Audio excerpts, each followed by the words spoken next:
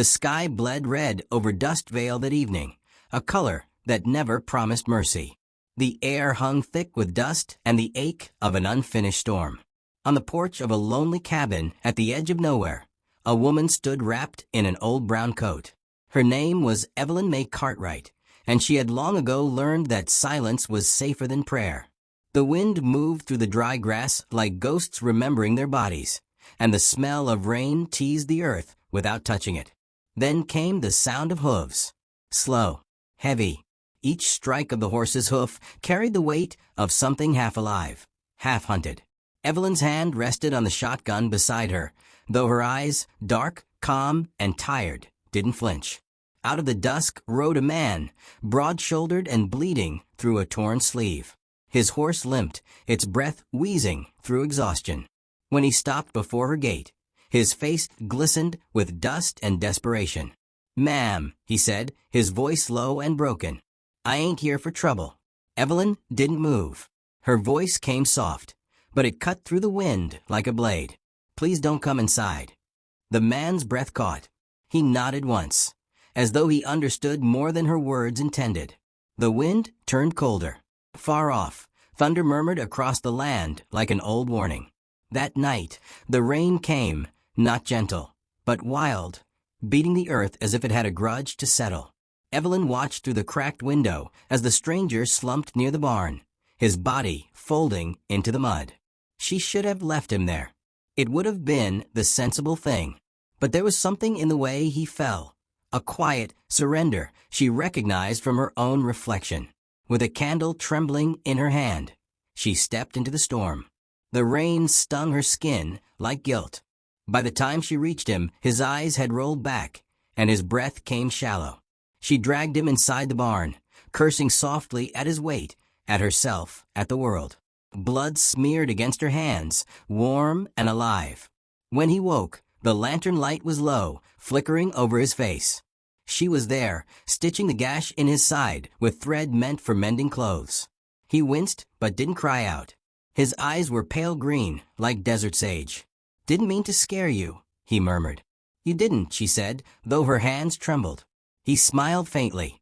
"You always talk that soft when you're angry." She didn't answer. The rain softened outside, the sound like a lullaby for two people who had no reason to rest easy. He told her his name was Silas Red.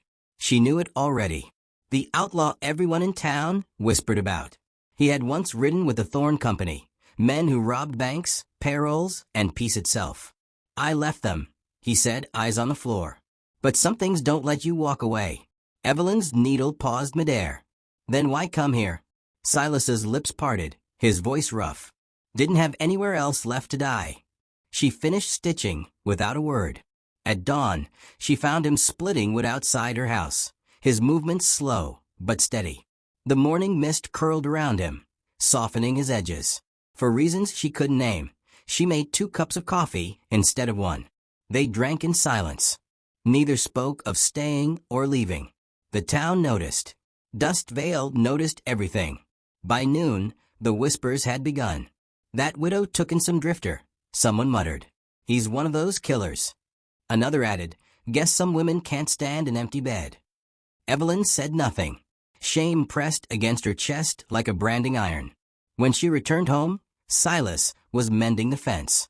He looked up, already knowing. "They're talking, ain't they?" "They always do." He shrugged. "Let 'em.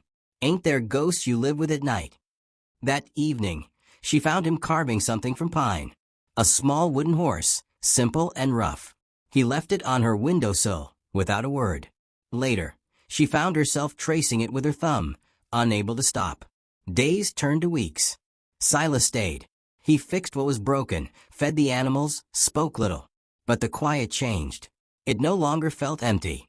Sometimes she caught him looking at her, like a man seeing light after years underground. Sometimes she found herself waiting for his footsteps in the morning. Neither dared to name what was growing between them. One dusk, she found him standing near the grave out back. Her husband's grave. The evening air smelled of sage and dust. "Didn't mean to pry," he said softly. "Everyone does," she replied. He looked at the stone, his voice quiet as confession. "You loved him." I still do, she said. But love and living ain't the same thing. She turned to leave, but he said, maybe that's why I came here. To learn the difference. She froze. For the first time, she looked at him fully.